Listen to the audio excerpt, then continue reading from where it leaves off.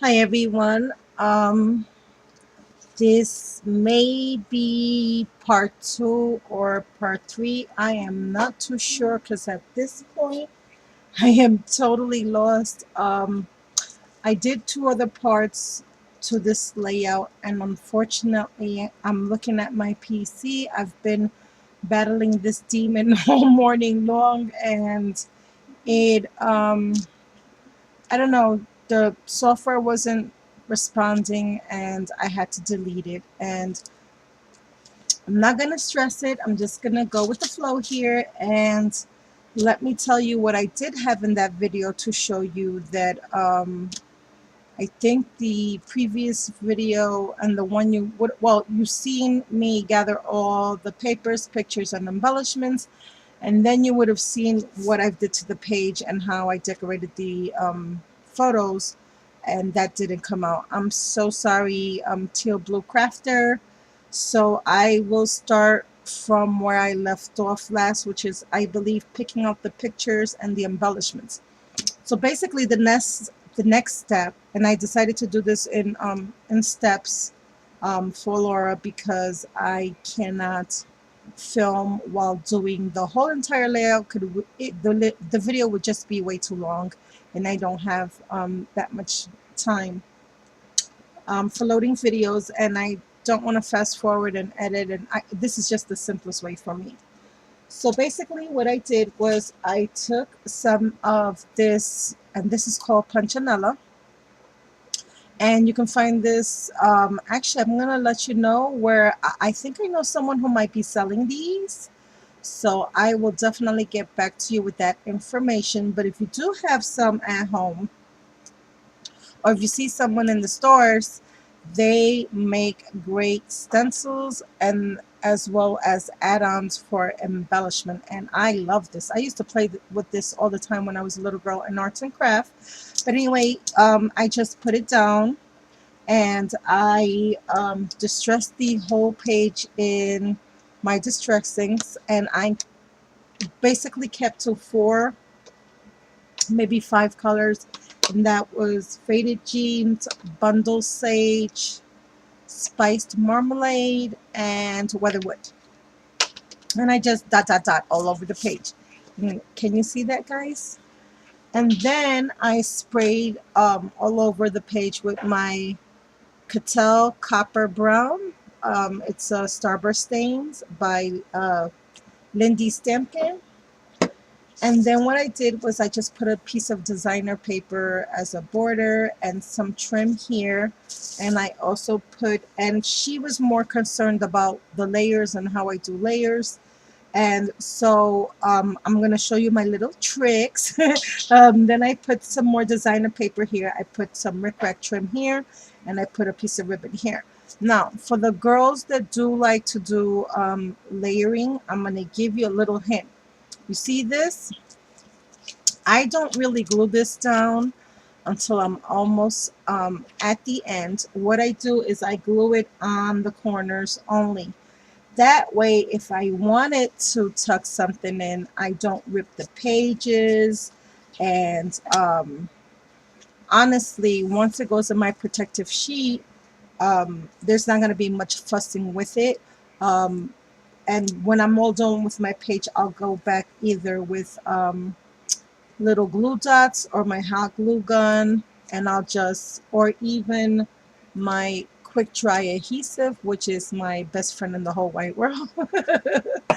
um, and I'll just glue everything down, and that stuff really dries super fast. It's almost as good as a glue gun. So that's where I am there. And then the next step that I do is I photo map my photos and I decorate them. And as you can see, I've done this one. And what I've done, I've matted the photo on 3 different layers of cardstock. I punched each corner with some brads. I added a little photo, not a photo, a little tag from the paper collection that I fussy cut out. And I added some pieces of that punchinella. And I also stained on the actual photo and the papers with the punchinella just for added texture and interest. And then on this one, I did the same exact thing, except I put 3 brads here instead of 1 in each corner. And as I said before, what I do with the photos is I just put a big lapagulu in the middle. I use my ATG gun for that. And I leave the corners basically like this, just so that it makes it easier for me to know where I would like to stick my embellishments. So I place my photos down and I leave room for my title, and I already have an idea of where my title is going to be for this. So I will add that title in when I go back. And like I said, I just put glue. Oh, I forgot to show you that. Sorry. I just put glue in the middle, as you can see here.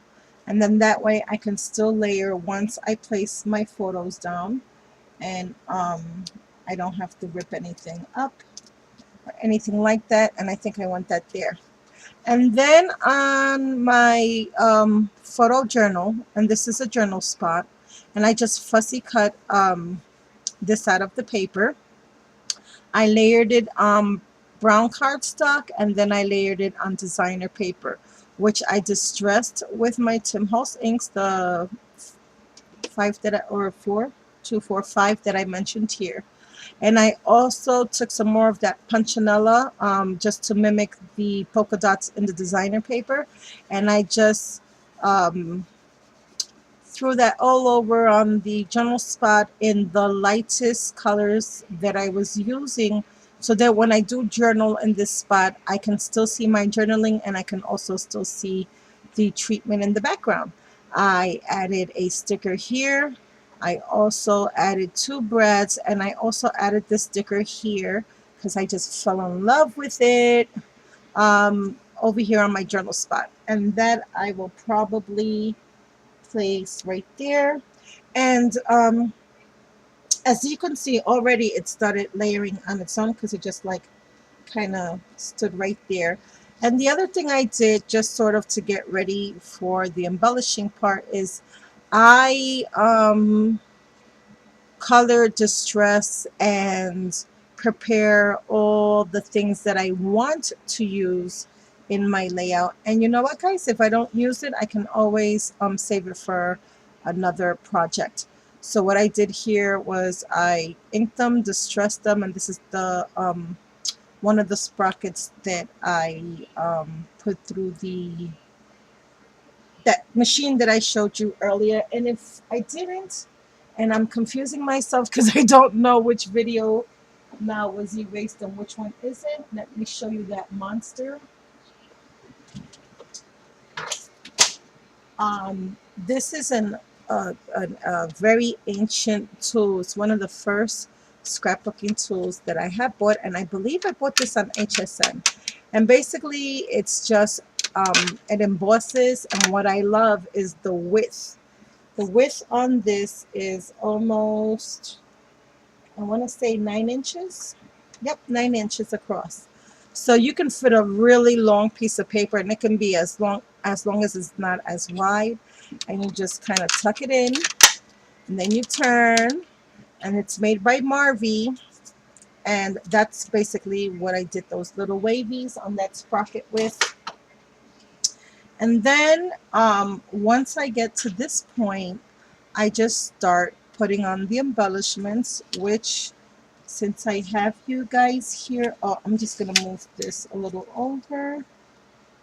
Since I do have you guys here now, and my camera's finally filming, I think I'm just going to put some of these down just to give you an idea. I'm going to try to finish this layout on camera with you guys. Let's hope it works.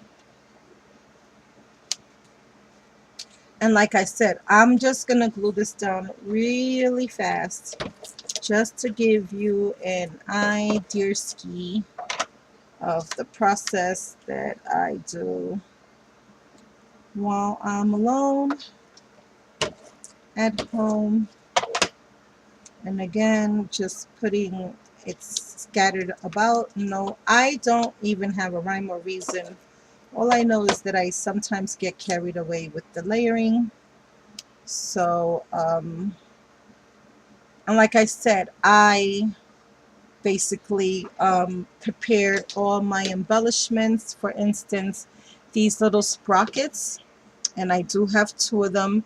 I embossed them with the Tim Holtz Vintage Photo embossing distress embossing powders, and they feel so gritty and yucky and nice.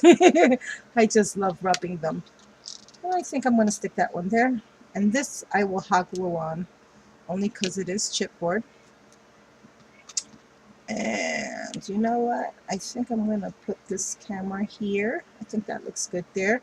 And the camera, I also colored it with weathered wood faded jeans. Then I took my white gel pen and I just outlined all the details. I put a metal brad in the center just because I wanted to, just because I thought it was interesting.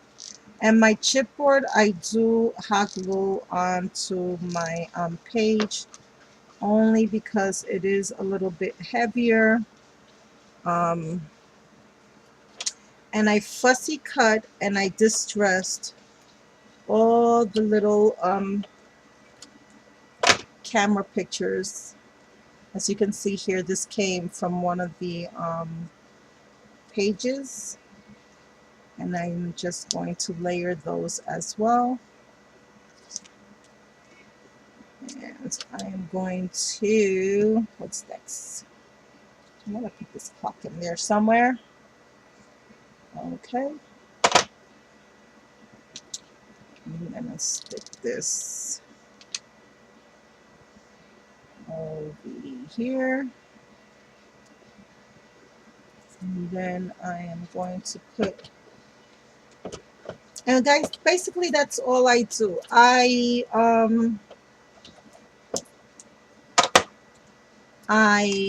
pick out the pictures, pick out the papers, the trims, yada yada yada, and then I will just start preparing all the little embellishments that I think I want to put on my page. And once I have the title down, excuse me, once I have not the title, once I have the paper and the pictures down, then I just start layering and layering with my glue gun, my ATG, and the other glue. And like I said, one of the biggest tricks that I can tell you is in the beginning, don't glue anything down on the corners. Leave that for last. Just glue your ribbons, your trims, your photos. And you know what, guys? Also, as you're putting on layers, because I don't know if you noticed it here, I hot glue this, I hot glue this. As you're putting on your layers, that's gonna go into the paper and it's gonna make your embellishments stick anyway. Um, and I get all those little glue hairs out at the end as well when I'm done. And sometimes even the hot glue can work as what do you call it? Pop-Tarts on the paper. And I have these cute little metal charms that I thought would be an adorable embellishment. I just want to see where I think I may want to lay them down. And I have a little key. I have a little truck. And I'm also going to hot glue those down. Only again because they're heavier than a lot of the other stuff. And I don't want it to fall off because I don't have those pictures in just as tight as I should. And I have another little sprocket over here that I would like to just put over here somewhere. And I have one more card that I did distress, and I didn't stick anywhere yet. And yep, I found a home for it just now. And that's also with hot glue. And other than the title that I need to put down on my page, this is done. And I'm just going to glue that, and I will show you the end results. Thank you all for watching. Have a blessed day. Bye.